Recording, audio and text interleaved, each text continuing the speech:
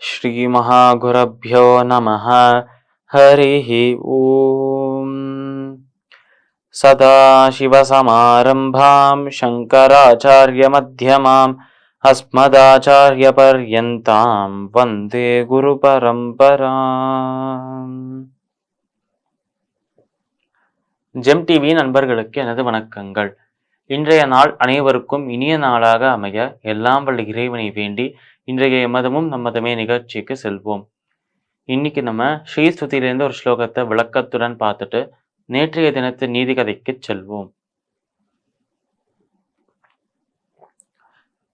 ஆர்த்தத்ராண விரதிபிரமிருதா சார நீலாம்புவாஹைஹி அம்போஜானாமுஷசி மிஷதாமந்தரங்கைரபாங்கைஹி யஸ்யாம் யஸ்யாம் திசி விஹரதே தேவி திருஷ்டிஸ்த்வதீயா தஸ்யாம் தஸ்யாம் அஹமஹமிகாம் தன்வதே சம்பதோகாஹ. இந்த ஸ்லோகம் ஸ்ரீ நிகமாந்த மகாதேசிகன் இயற்றிய ஸ்ரீஸ்துதியின் 14வது ஸ்லோகம். இந்த ஸ்லோகத்தில் நம்ம தேசிகன் நம்மளோட லக்ஷ்மியை பார்த்து, தாயாரை பார்த்து செய்கிற அந்த பிரார்த்தனை என்ன என்றால், உன்னுடைய அருள், உன்னுடைய கட்டாட்சம் இருந்தால் யாராக இருந்தாலும் செல்வந்தனாக மாறலாம். இங்கு செல்வந்தன் என்று சொல்ற பொருளுக்கு, அந்த ஒரு சொல்லுக்கு என்ன பொருள் என்றால், செல்வந்தன் என்றால் செல்வம் இருப்பவன் செல்வந்தன். ஆனால் செல்வம் இங்கே சொல்வது எல்லாத்தையுமே தான் ஒன்றாக சொல்றாராம் நம்மளோட தேசிகன். இது பணம் மட்டும்தான் செல்வம் என்று அவர் சொல்லவில்லை. இந்த கல்வி பெற்றவனாக, அறிவு பெற்றவனாக இருப்பது அதுவும் ஒரு செல்வம், கல்வி செல்வம் என்று சொல்றோம். ஒரு தைரியத்தோட, ஒரு வீரத்தோடு இருக்கோம் என்றால் அதுவும் ஒரு செல்வமாக நம்மகிட்ட இருக்கு. அதனால் செல்வம் என்று சொன்னாலே அது நமக்குள்ள இருக்கும் நற்குணங்கள், நம்மளை மேம்படுத்திக் கொள்வதற்கு நம்ம உபயோகப்படுத்தும் நற்குணங்களின் ஒரு கூட்டு வார்த்தையாக தான் அதுவும் இருக்கு என்று சொல்லலாம். ஆனால் நமக்குள்ள இருக்கும் நல் பழக்கங்கள், நமக்குள்ள இருக்கும் நல்ல ஒழுக்கங்கள், நமக்குள்ள இருக்கும் நல்ல குணங்கள், இது எல்லாத்துக்குமே தான் அந்த ஒரு சொல், அந்த ஒரு செல்வம் என்கிற சொல் பொருந்தும் என்றுதான் சொல்லணும். அப்படி நமக்குள்ள இருக்கும் அனைத்து நற்குணங்களுக்கும், நமக்குள்ள இருக்கும் அந்த நல்ல செயல்கள், நம்ம செய்யும் நல்ல எண்ணங்கள்லாம், அது அனைத்துமே அந்த லக்ஷ்மியின் சுரூபமாகவே இருக்கு, அந்த லக்ஷ்மியின் கருணையாலேயே இருக்கு என்று சொல்றார். மேலும் அவர் சொல்றாராம், அந்த லக்ஷ்மியின் அந்த கடைக்கண் பார்வை, அந்த லக்ஷ்மியின் கருணையால் பார்க்கும் அந்த கண்ணோட கட்டாட்சம், அந்த பார்வையால் பார்த்து கட்டாட்சிப்பது, அதை போன்ற ஒரு சிறந்த விஷயம் இந்த பிரபஞ்சத்தில் எதுவுமே கிடையாது என்று சொல்றார் நம்மளோட தேசிகன்.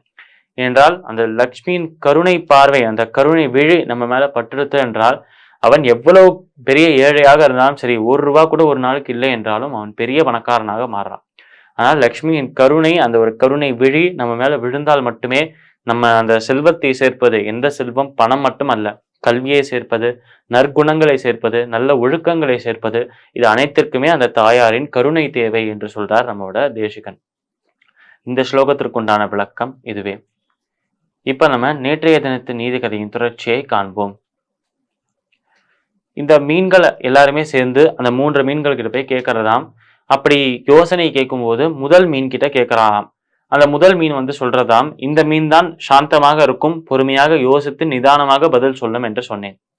அப்பொழுது அந்த முதல் மீன் சொன்னதாம், இதோ பாருங்கோ, நம்ம இந்த ஒரு குளத்துல நம்ம இருந்தோம் என்றால், இப்போ இந்த குளத்தில் இருந்தோம் என்றால் நீர் கொஞ்சம் கொஞ்சமாக வற்றி போகும். நீர் கொஞ்சம் கொஞ்சமாக வற்றி போயிடுது என்றால் அப்போ நம்ம இறந்து போயிடுவோம். நம்ம இங்க இருந்துட்டு இந்த வற்றி போறதுக்கு முன்பாக இங்க சந்தோஷமாக இருக்கலாம் என்று நினைத்தால் அதுக்குள்ள வேற யாராவது மீனவன் அந்த கிராமத்திலிருந்து நம்மளை வேட்டையாடிடுவான். அதனால் நம்ம எப்படி இருந்தாலும் இந்த வழியிலும் சரி அந்த வழியிலும் சரி இறந்து போக போறது நிச்சயமாக இருக்கு. ஆனால் இதுல இருந்து தப்பிக்கிறதுக்கு ஒரே ஒரு வழி மட்டும் இருக்கு. இந்த குளத்திலிருந்து கொஞ்சம் தூரத்துல இன்னொரு குளம் இருக்கு என்று ஏற்கனவே சொன்னேன்.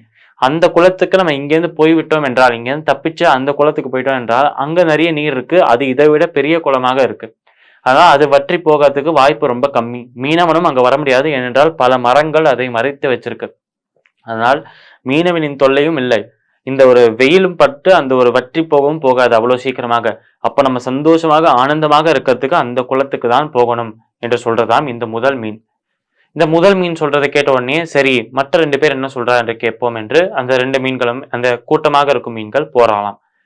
இப்படி போயிட்டு 2வது மீன் கிட்ட கேட்கறாளாம். அப்ப இந்த 2வது மீன் சொல்றதாம், இதுதான் ஒரு விதமான மன அலைகள்ல ஒரு அலைப்பாய மனதோடு இருக்கு என்று சொன்னேன். ஆனால் எப்பொழுதும் ஏதோ ஒன்று யோசிச்சுட்டே இருக்கும், இதை செய்யலாம் அதை செய்யலாம் என்று சொல்லிக்கொண்டே இருக்கும்.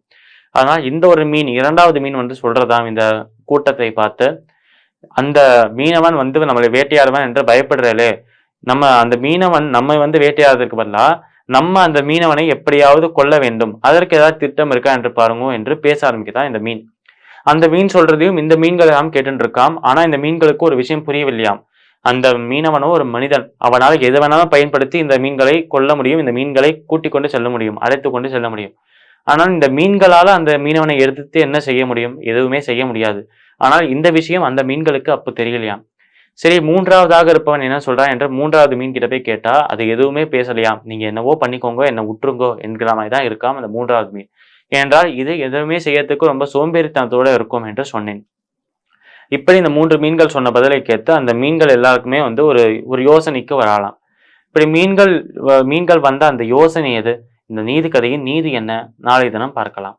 மீண்டும் நாளை சந்திப்போம். நன்றி, வணக்கம்.